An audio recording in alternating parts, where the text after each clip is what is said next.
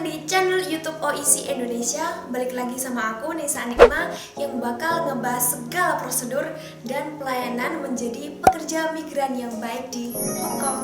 Di episode kali ini kita bakal menjawab pertanyaan teman-teman yang sering kita terima kayak gitu. Gimana sih prosedur penentuan gaji dan kontrak kerja PMI selama di Hong Kong nanti? Kita bakal bahas sedetail mungkin, jadi stay tune ya teman-teman.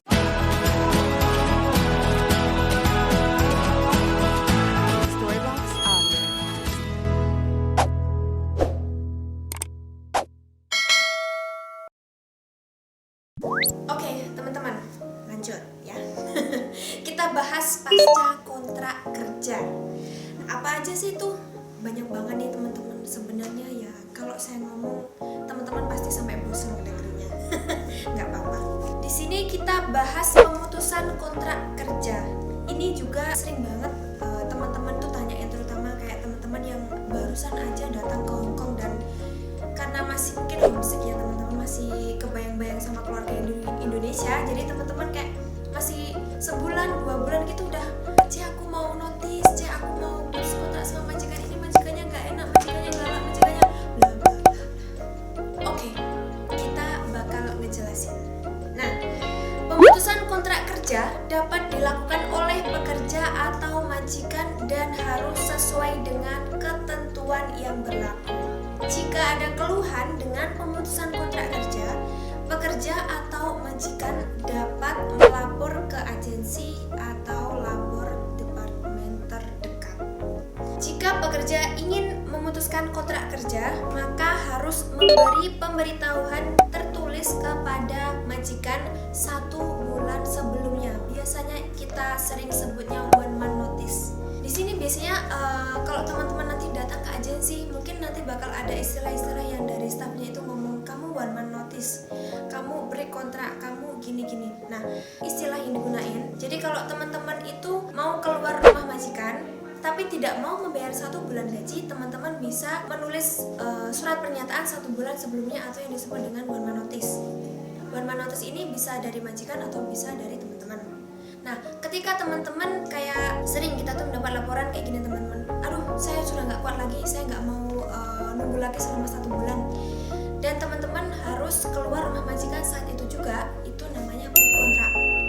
Bahayanya kalau break kontrak ini bakal juga ngerugiin teman-teman karena teman-teman harus membayar 1 bulan gaji ke majikan. Rugi dong, baru nyampe di Hong Kong belum sampai 1 bulan udah nge-break kontrak, keluar dari rumah majikan hanya gara-gara alasannya anaknya sering nangis. Ya, sering nangis karena teman-teman baru datang ke sana dan anaknya belum beradaptasi sama teman-teman. Jadi benar-benar dipikir-pikir dulu ya teman-teman.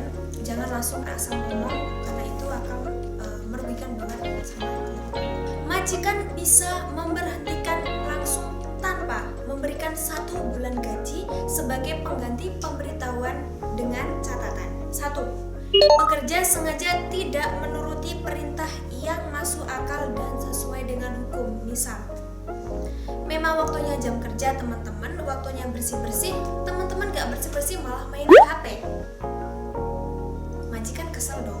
Ya jangan salahin majikan ketika majikan tiba-tiba ngemutusin kontrak sama teman-teman. Kemudian, yang ketiga, tidak jujur atau terbukti melakukan kejahatan. Misal, teman-teman di sana tugasnya jaga bayi atau jaga anak. Tapi ketika teman-teman bermain sama anaknya dan majikan posisi tidak tahu, anaknya rewel, anaknya nangis, sama teman-teman dipukul. Ada deh bekas membekas di visum dan ternyata itu bekas pukulan teman-teman. Otomatis secara tidak langsung itu merupakan tindak kekerasan dan itu teman-teman akan diproses melalui jalur hukum. Dia kalau majikannya masih memaklumi, tapi kalau enggak, hati-hati teman-teman. Yang keempat, selalu lalai melaksanakan tugas. Waktunya masak, teman-teman malah asik scroll main sosial media. Waktunya bikin susu babynya, teman-teman malah workout sendiri. Kan juga lucu teman-teman. Jadi minta tolong sama teman-teman untuk tetap menjaga sikap dan attitude-nya selama bekerja di rumah majikan. Jangan aneh-aneh, oke? Kemudian sekarang, bisa nggak sih ganti majikan setelah kontrak kerja habis? Mereka tinggal nunggu visa. Karena setelah visa habis nih teman-teman, masa tinggal visa itu hanya 14 hari untuk tinggal di Hong Kong. Dan jika lebih dari 14 hari atau sekitar 2 minggu, itu akan dianggap sebagai overstay atau lebih batas izin tinggal di Hong Kong. Jadi ini misal teman-teman yang mau finish, nah teman-teman 1 atau 2 bulan sebelum finish bisa datang langsung ke agensi, mengisi biodata, formulir, kemudian teman-teman bisa interview dengan majikan yang baru. Dengan begitu teman-teman nanti setelah finish tidak perlu menunggu waktu lama untuk mencari majikan baru. Jadi setelah teman-teman keluar dari rumah majikan, nanti tinggal tunggu visanya 1 hari 2 hari kayak gitu. Bahkan mungkin ada juga yang teman-teman sudah selesai kontrak langsung masuk ke majikan yang baru gitu. Ada juga teman-teman ya. Jadi perlu diperhatikan. Nah, ini buat teman-teman yang setelah finish keluar dari rumah majikannya lama dan selama 14 hari teman-teman kok nggak bisa dapat majikan baru, atau teman-teman prosesnya itu belum selesai karena teman-teman mepet dapat majikannya di hari, misal dalam 14 hari itu hari ke-12 atau 13, otomatis kan teman-teman prosesnya masih panjang tuh di konsulat sama imigrasi. Jadi teman-teman butuh extend visa biar nggak overstay. Untuk extend visa itu 1 bulannya dikenakan 230 Hong Kong dollar. Kan lumayan teman-teman. Jadi sebelum teman-teman overstay ya lebih baik mempersiapkan dulu dari hari-hari sebelumnya. Juga bakal lebih memudahkan teman-teman. Jika sampai teman-teman overstay di Hong Kong dan ketahuan, maka teman-teman akan diberi sanksi paling buruk tidak dapat kembali ke Hong Kong. Oh no. Untuk menunggu visa itu ada beberapa opsi teman-teman. Untuk teman-teman yang finish itu bisa tunggu di Hong Kong saja, tidak usah keluar Hong Kong. Tapi untuk kasus terminate ataupun kasus break kontrak itu teman-teman harus tunggu di luar Hong Kong untuk mendapatkan job. Job yang ada di paspor teman-teman. Kalau nggak ada jobnya itu teman-teman nggak akan turun visanya. Jadi harus. Begitupun dengan ganti pekerjaan. Mengganti jenis pekerjaan juga harus mendapatkan persetujuan dari Direktur Imigrasi. Jika ingin ganti pekerjaan, harus kembali ke negara asal dan mengajukan permohonan visa untuk jenis pekerjaan yang baru.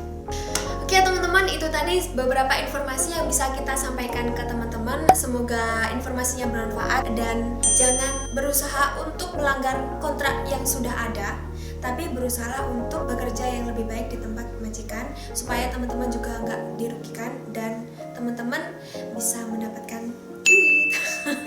Oke teman-teman, selalu jaga kesehatan, jaga diri baik-baik, dan jaga nama baik Indonesia di luar negeri. Jangan lupa like, comment, subscribe,